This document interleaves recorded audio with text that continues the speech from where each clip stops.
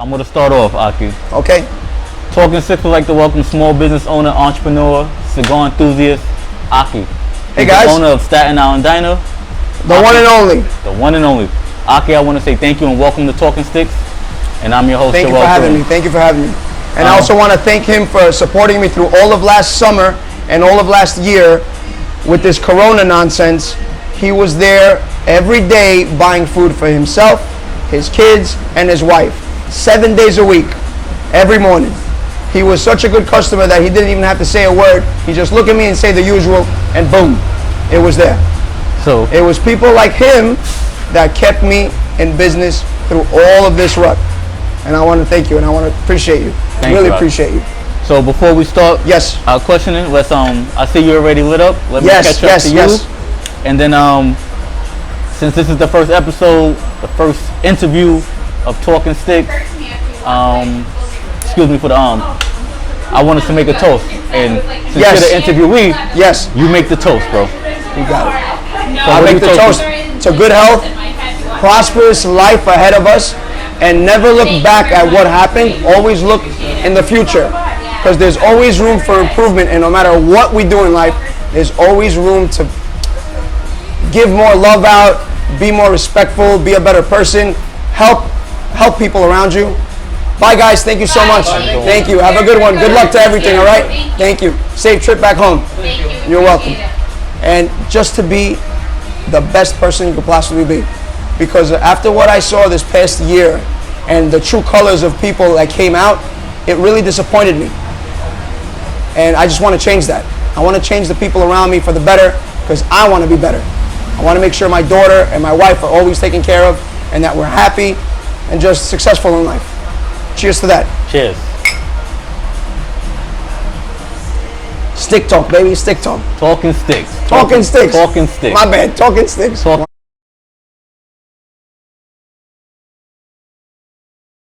So, just to give everyone a little heads up, Staten Island Diner has their own cigars. That's my own little blend. That's what we're puffing on today. That's what we're putting smoke in the air. Let me show you. Check it out. Check it out. Check it out. That's me holding a cigar in my mouth. Who's better than that? Like I said, ain't nothing finer than the Staten Island Diner. Talking Sticks. First episode, episode 1. Let's go. Let's get it. Let's get it. We have a little blue label on the table. There you go. So as we get into it, yes. Aki, my first question is for you is, what was your inspiration for Staten Island Diner? Okay, so I'll tell you how it all started. My father and my grandfather were in the coffee shop business since my grandfather was, 40, and my father was 17, 18. So around what year was that? 1968, 69? 1968. 1968. Yeah, 1968. So I was basically born in this. I didn't have no baseball practice, no basketball practice, no bowling, no nothing on weekends. Weekends was you go to the diner at 6 in the morning with dad, you do whatever he does, you do whatever he tells you to do, or you get beat up. That was what it was from the age of, 3 till when I got older and I got my own money and I did my own thing. Okay. So for your mom, what year were you born, Aki? I was born in 1981. 1981. October 22nd, a legend was born, a Libra was born. 1981. So since 3 years old, pretty much, always in the restaurant. In the restaurant. Always. They used to have me sleeping on chest box freezers when I was tired on Saturday. I never saw Saturday and Sunday morning cartoons. I used to see them in a little box TV with the antennas upside, trying to get the right signal in my dad's restaurant basement, trying to get away for like a half hour to watch something and keep my mind in that kid set. Because since a little kid, they always had me working deliveries, always. Now I have to say, but Staten Island Diner, this is the original location. Staten Island Diner, this original location, I opened up in 07. I came to this location in 2006 with my father as a 50-50 partner. And 3 years later, I ended up buying him out. Okay. And it's been nothing but ups since then. Okay, so you already answered. So you've been here since 2006. I built the place out because it was a dentist office. Okay. We built an extension. We made it work with the space that we had. And I would have never thought in my wildest dreams it would have took off the way it did. But it took time. It took a lot of cans of tuna and a lot of eating breakfast at the diner and lunch and dinner till things got good and to what they are. So I'm gonna ask you, why do you think it would have took off the way it took off? Why did I think of it, or why didn't? Well, I always had positive vibes. Okay. I always kept positive, no matter what. I knew that since a little kid, if you're a horse and you got these blinders on and you're just going straight, and that's all you know how to do is keep on working, keep on doing, keep on succeeding, keep on doing, there's no way you're gonna fail, in my eyes, because you're gonna keep on doing what you're doing. Even if you can't afford other help, you're gonna do what you do till you die. You will make yourself succeed. You will, all right, there's no waiter showed up today. I'm going to work as a waiter double shift to make sure I get tips and I don't have to pay a waiter. So it's a plus. And that's what I was doing in the beginning for the first 3 years. I was a waiter / owner / dishwasher / grill man / cook / whatever I had to do to make it work. Understand. And I still do that till this day. I never say no to nothing. I'll go clean the bathrooms. Nobody in there wants to do what I want to do. I'll scrub the bathrooms with my fingers. Doesn't matter to me. I know that's what an owner does. I'm not scared about anything. After what this virus did to this world and to my family and to everybody around me, I have nothing but ambition in life. If I made it through this, I'll make it through anything.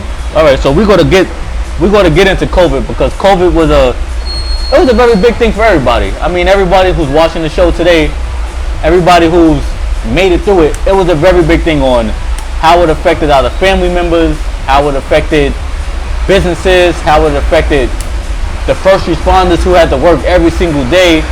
And you know, at first with certain diners, they was closed, and they first responders needed to figure out how they was going to eat. But we're going to get back to that. But my next question I want to ask you, I mean, I remember it had to be like the third or fourth times I came here, because I wasn't making phone call orders. I was actually coming in and ordering and sitting down and waiting. We spoke, and you told me that we spoke about. You told me that you was Greek, and you gave me a little bit of back history on. You know, we didn't go too in depth as far as in depth we just went now, but you gave me a little back history. But my question for you, for my knowledge, for my my curiosity, and for some of the people that be watching, there's a lot of Greek mythology out there. Yeah. So I want to know, you being Greek, all right, do you apply Greek history, Greek origin, Greek mythology into your business, into your everyday life? All right, so Greek mythology is basically like fake stories. But real Greek history is that the Spartans, with the 300 Spartans, and how they went against the Persians, and how King Leonidas fought to death and kept the Battle of Thermopylae strong with no Persians coming in for 8-9 days, whatever it was.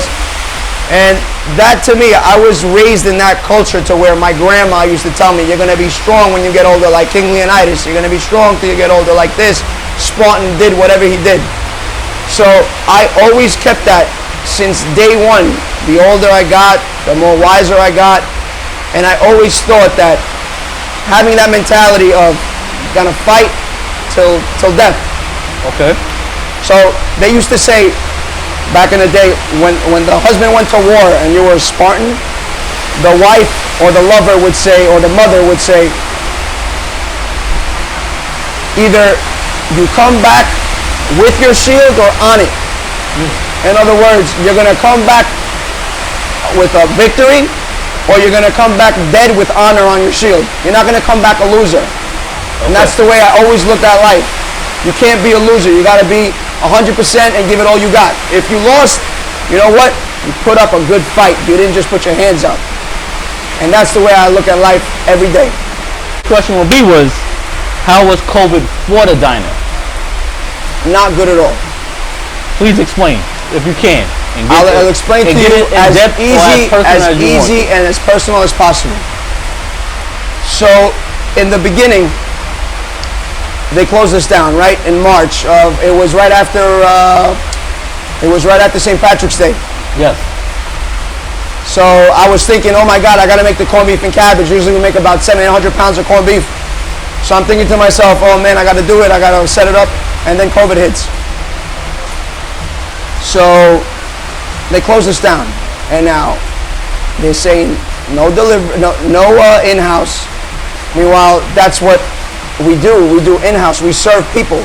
We're here to serve customers on a table, sitting on chairs, giving you fresh cups of coffee, hot food. Good coffee at that. Everything, thank you. Everything to be there at the moment. Not for somebody to place an order on the phone and your food comes a half hour, 45 minutes, an hour, 2 hours later. That's not a service that I like to provide. I like to provide people coming inside and experiencing the freshness, the dedication that our employees have to make sure the customer is always satisfied. If something isn't right, we'll make sure to fix it. But now, once you put that delivery into aspect, we always did deliveries, but we didn't do that many deliveries. It wasn't 150 deliveries a day. It was 20 to 30 deliveries a day. And you know what? That helped us go by. It was just a little extra money. But now that they shut us down completely, there's no cash involved in the game. Everything goes to credit cards, DoorDash, Uber Eats, Grubhub. These companies were raping us. They were taking 30% of our gross and then expected us to pay 70% in taxes, the 70% that I got left with. I have to pay taxes on that. I have to pay food on that. I have to pay my employees on that. I have to pay the paper bags, the plastic cups, the plastic knives, the plastic forks, everything on the 70%. Now, a profit margin in a restaurant is 20 to 25% tops. So I had already lost from signing up with these companies. That being said, if I'm doing $100,000 in business, let's say, a month in gross, with DoorDash, and you're gonna take 30 grand off the top, wow. Where does that leave me as a boss? How are you gonna make money? It's impossible. It's impossible. So when that happened, and all these people started paying credit cards, started paying debit cards, started paying, everything was being swiped. And every time you swipe, more and more people were eating out of my pocket. So that being said, me staying open and fighting every day like a Spartan that I am didn't make sense in the long run. Because all my friends that ended up closing their businesses and taking vacations for 4 or 5 months, they're the ones that benefit. Because if you show your gross sales from 2019 to 2020, and Joe Biden said, we're going to give you whatever you lost in 2020. That's what he said. That was the hospitality and food and beverage grant. They're going to compare apples to apples. You get it. No questions asked. Right? So my buddies closed down for 4 or 5 months. They didn't make no revenue those months. So obviously they showed a lot loss and they got a lot of money. Me, I stayed open every day. All of my credit cards, everything switched over to credit cards and DoorDash and all those companies. So it showed that I made more because there was no cash involved, to where I wasn't allowed to get not even $1 from the government. And that's not fair, because this country succeeded all these years on the American dream, on opening up a place, mom and pop place, a place where, yes, there's cash involved. Yes, you make $100, you could save 90 or you could save 95. Now, if these guys, I make $100 and then they're taking 40, 50, 60% off the bat and I'm left with 30, how do you expect me to save even $1 when I still got to pay all my employees and pay all the product? It is sad that this country came to such deep,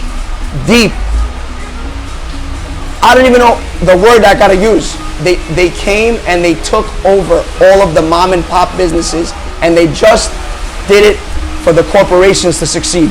For people that use credit cards, everything is accounted for. They're trying to get the cash away. They're trying to control everything. You see, so this is what Talking Six is here for, because the small business owners, these entrepreneurs, us, is what you have to go through, and you need to be able to express how it affected you. You need to express how, yes, the pandemic affected people health-wise, but it affected people business-wise. It affected their lives. It affected their daily living, to where, you know, we have Aki here who wanted to keep his business open. Wanted to supply, wanted to fight, wanted to supply for the first responders, for everybody who was just home and you didn't want to cook anymore. You just want to get out the house for 15 minutes. These are what these businesses went through. And not just that, entrepreneurs went through. And not just that, it's like they took advantage of the system. These providers, what they did was, these purveyors, they saw that everybody was using gloves. So instead of us paying $20 a case for gloves, in a matter of a month, they went up to $60, $80, $100, $150 for a case of gloves. How do you expect somebody with making $20 to $30 an hour, supposedly, right? And he's throwing away in the garbage more than $30 to $40 in gloves an hour. What? That makes no sense. That makes no sense. Why do I have to be the doctor and somebody comes inside my restaurant to support me and help me pay my rent and help me pay my employees and my product, and I gotta take your temperature to make sure you're not over 100 degrees because then I can't serve you? Who am I to judge you? If you want to come inside and you're not feeling that well, I can't tell you to come in. Is the government going to pay for my rent? Is the government going to pay for my food, for anything?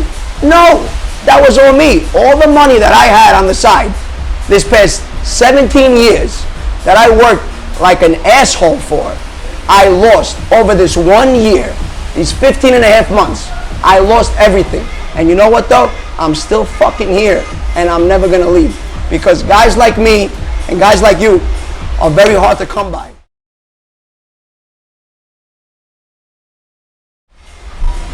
And there's a lot of pain that came with this year that passed, but we learned to, I'm sorry, I'm getting emotional. Go ahead. We learned to overcome. We learned to overcome. And yeah, it was tough. A lot of struggle, but we made it, man. So I want to sit here and say, before we go to our next question, Aki, is that I posted yesterday, guys, if y'all, guys and gals, if y'all going on Talkin 6 Instagram page, I posted a Moonbacco cigar and my name, one of my humidors that I was given with my name on it, because I wanted to show you that Talkin 6 is personal.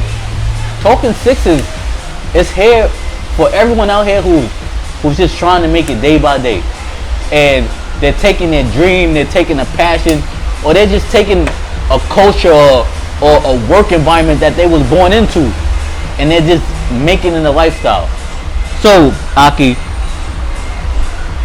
since I don't want to say since everyone knows we're not past COVID, because it's still here, it's a disease, but since the standard of post-COVID, businesses partially opening, and to us being finally fully reopened, how are you doing? How is business going? Okay, so when they first gave us a little bit of leniency and we were able to open up outside last summer, I felt good. Okay. I felt all right. I had to do what I had to do. I fixed it up outside. Did whatever we could to make money. From 4 tables, I went to 6 tables. From 6 tables, I went to 8, to 12, to 14. So we had around 20 tables at the peak of the summer, which was great. Okay. But then they offered us inside seating 25%, and with the outside, then it started getting cold. Then it wasn't looking that up, because we had all this space inside the restaurant, but we couldn't utilize it. Even if we put up barriers and we had the windows open and fans blowing, we could have still made it to where it was clean and efficient, and they would not allow us to. So all this time gap where these people were saying, oh, you're only allowed 25%, I still need to hire a busboy in the front, a waiter in the front, 2 cooks on the line, a dishwasher, a delivery guy, 2 delivery guys, whatever it is. Either it was 25% or 30% or 40% or 50%, then I had to hire more and more people. There is nobody on standby to where they're going to tell you, oh, if you need me today, I'll be there, buddy, don't worry. It doesn't work that way. It's either you pay the person for the day or the week and they're there, or you're screwed and you don't have people to help you. So customers weren't happy because I didn't know whether to hire or fire. It was a very mixed situation. That's a big thing, everyone. Listen, hire or fire. In the midst of an employer and employees and people needing to work. Yes. And someone needing to supply people who want to eat. And now, mind you, the hire or fire, I'm not meaning for my main people.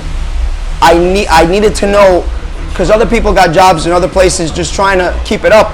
I was paying all of my employees that I had let go for the time being, I was still paying them every month.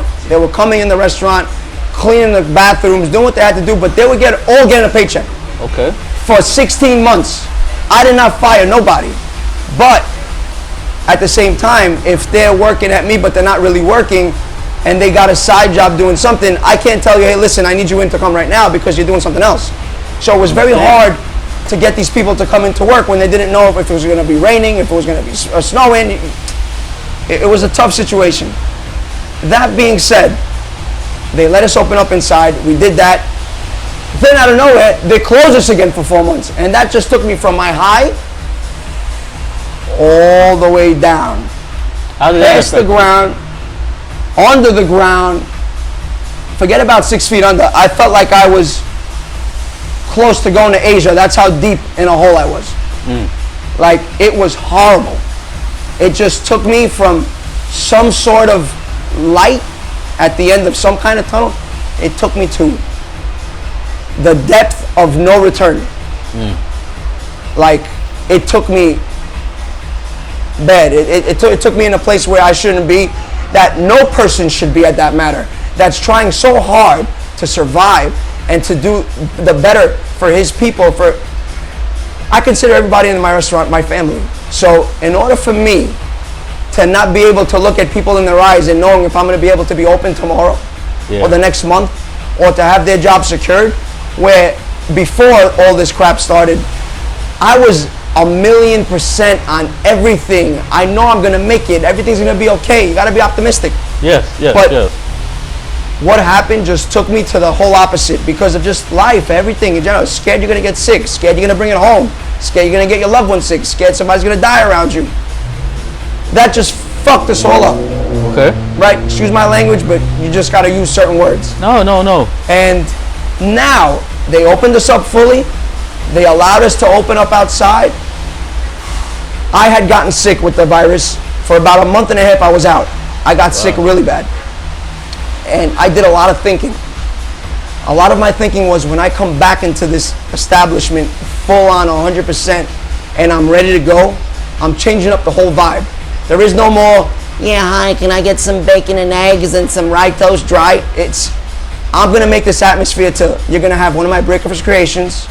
You're going to have a mimosa, an amazing mimosa at that. You're going to have nice music. Don't tell them just about the mimosas just yet. We're about to get into that. We're going to get nice into that. Music, loud music, bottles popping, streamers in the air, just celebrating life, that we overcame this shit and that there is light at the end of the tunnel and that we can make it in life as long as we're strong enough to go through it. Everything else happens and everything else is going to be prosperous if you just allow it to. That's very much true. Does that make sense? Yeah, right? That makes a lot of sense, because you have people, you have a lot of people from all over the world, all over the United States, and you know, us here right now, we're based in New York, Staten Island right now, doing our interview, that the streets were so dead. There was no traffic. I mean, first responders going to work, people going to pick up food. It was kind of enjoyable, but at the same point, if you lived in New York, it was sad. Very. Because you're not used to it. You're not used to 3 o'clock in the afternoon going 2 miles in 5 minutes. You're used to going 2 miles in 15, 20 on a Friday, maybe 30 minutes. But New York is back open. Staten Island Diner is back open. Y'all will see some clips, y'all will see some videos and of the success and the prosperity and the hopefulness and the joy. That's the big thing, joy of life. Because I hope that everyone who made it through the pandemic appreciates the value of life right now. The life, exactly. The little things. Fucking going for a walk with your daughter and your wife and your son. Walking outside and being able to breathe without a fucking mask on. Just opening up your eyes and stopping, taking a pause and just looking around like, wow, this isn't that bad. It's all right. I can make it through this, you know? I can make it through this. Those little things, they helped us go on. Because we're making it. You're still here. I'm still here. That's it. We're blessed. Hold up. we're blessed, and we're gonna have a little bit more, and we're gonna do a couple more questions, and we're gonna let y'all know what's next coming from Talking Sticks. So, Aki, so since we're all open, and I'm not a first-time customer here, I won't even say customer. I feel like I'm family here, cause my family, we always get treated the utmost. If I was your first-time customer, I was the first time here, which I'm going to tell everyone, come to Staten Island Diner and have some breakfast, lunch, thank you guys, or brunch. But what are you going to recommend? And I'm going to ask you from your menu, which is extensive. Give me your best recommendation for brunch. Well, give me your best recommendation for breakfast first, because I know you're open early in the morning. Give me your best recommendation for brunch, and give me your best recommendation for lunch. Okay. So for breakfast, I have a whole list of my own breakfast creations where I've spent time, dedicated myself after lots of this and this, lots of nights with that, and coming in straight to work during the day, and I'm saying to myself, you know what, let me try this, let me try that, let me put this together with that, let me see if I can do this. And that's how I created a lot of these breakfast creations. So that being said, one of my original OG 2007 breakfast creations is the sloppy breakfast. Okay. That is a bunch of stuff all mixed up together, and then there's cheddar cheese sprinkled all around, and when you put it on the grill and you put a couple of magic touches on it, it turns into a crispy wafer.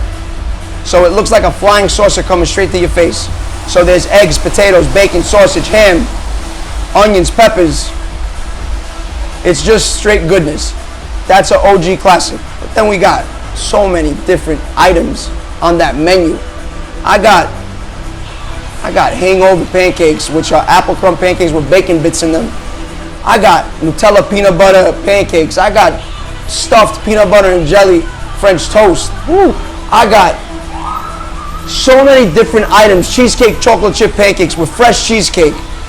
He got grits. We got grits. We got grits with cheese. We got grits and eggs. We got blueberry, strawberry, banana pancakes. We got Nutella peanut butter pancakes. I don't know if I said that already. We have so many different items that I could go on for days, and stories behind them of how I created this and how I created that. We got bacon, egg, and cheeses on French toast. We got sausage, eggs, and cheese on little mini waffles. We have so many different items on this menu that I guarantee you, one way or another, you will be happy and you're going to come back.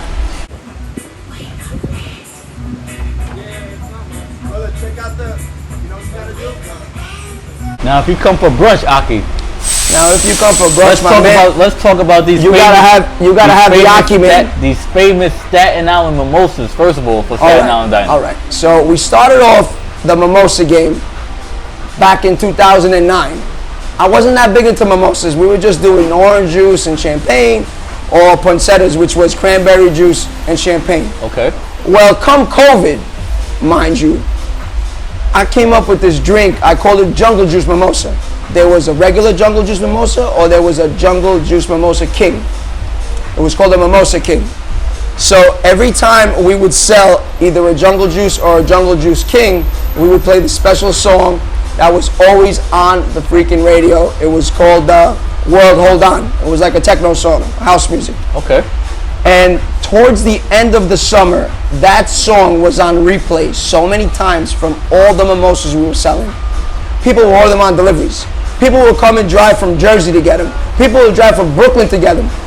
I had people that called me up from Long Island and they wanted gallons of just the juice for me to pre-make, them to come pick it up and pay me the amount as if it had champagne in it. Wow. That's how much they fell in love with this juice. And it was amazing. We did a whole lot. It was a pineapple juice base with all different kinds of fruits, strawberry syrup, and a shitload of champagne. That's how it all started. And then after that, we went into different ones. We did different flavors. The flavor of this summer, 2021, is the Sunrise, the Spartan Sunrise. Sunrise. It is a peach-based puree juice that I get from Sparta, Greece, delivered to me straight from there. Takes 2 months to get here. Once it gets here, I take that juice, I mix it up with special fruits, and I let it ferment for about a week. Then we talk game, and my man right here tried it. Tell him what you thought about it. It's an excellent one. I had it when we was here shooting some videos and shooting some photography, and I'm gonna say, come to Staten Island Diner. You got to, guys. There's nothing else to do on the island. You want to come and have fun and listen to loud music and smoke a cigar, or kick the shit with an old friend that you haven't seen in so long without a mask on, outside, fans, misters, loud music, fun times. Come to Staten Island Diner and get treated like family, like more than just your generic diner on Staten Island where all these people are just like can't wait to finish their shift and go home, or can't wait to go outside on a coffee break and smoke a cigarette. Come to where people treat you like they treat their own family. Come to Staten Island Diner, people. Now, Aki, I know I normally only come here for breakfast or brunch, but give me a quick snapshot of lunch. I'm gonna give you one wrap, because I gotta wrap it up, because I gotta go. The Joe's wrap.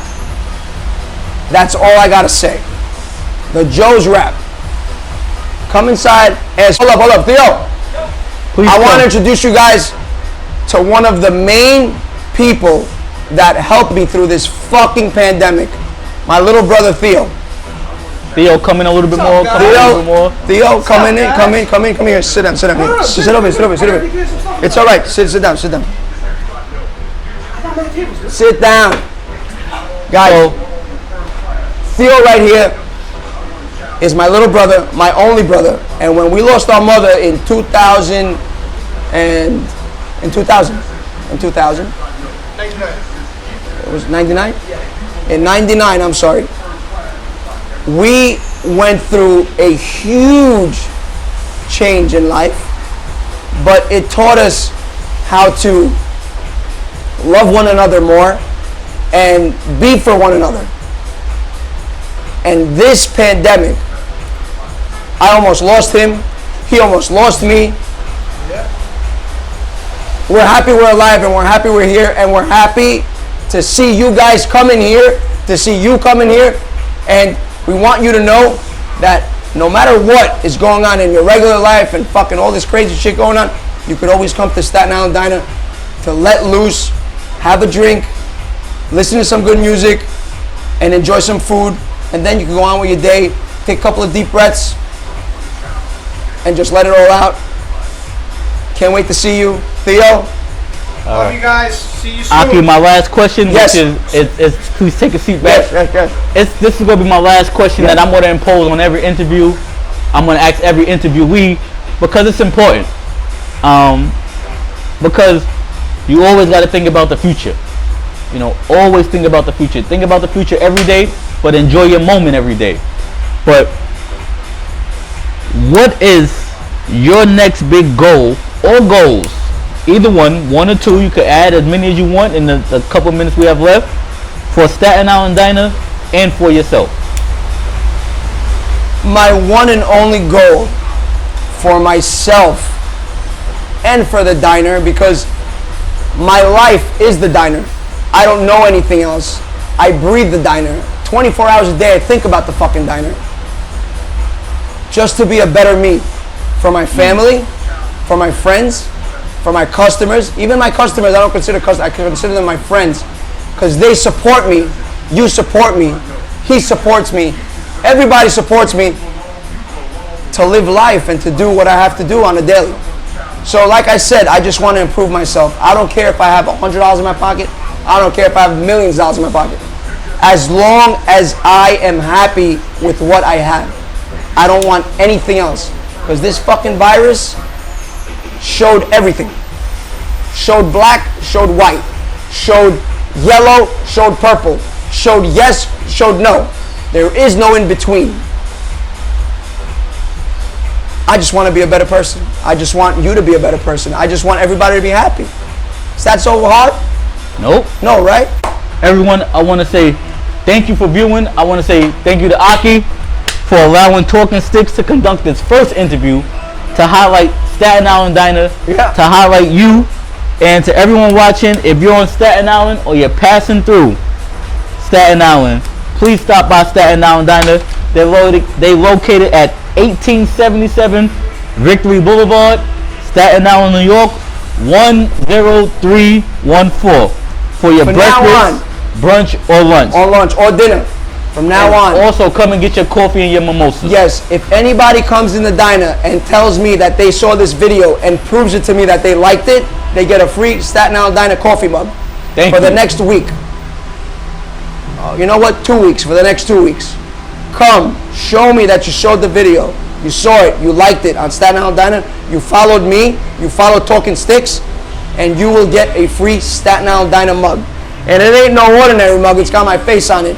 So, actually, you might get upset because usually... It's a beautiful face, it's a beautiful face. Usually, the husband starts to like me, the wife starts to like me, the kids start to like me, and they don't want mom to be cooking dinner or breakfast or lunch no more. They just want to keep on coming to the diner. So that being said, I can't wait to see you guys. Please follow Talking Sticks. Please follow Staten Island Diner. Love you guys. Nothing but positive vibes from now on. No more negativity. Peace. Thank you. I'm your host, Joel Crooms. This is Talking Sticks. Peace, love, and God bless.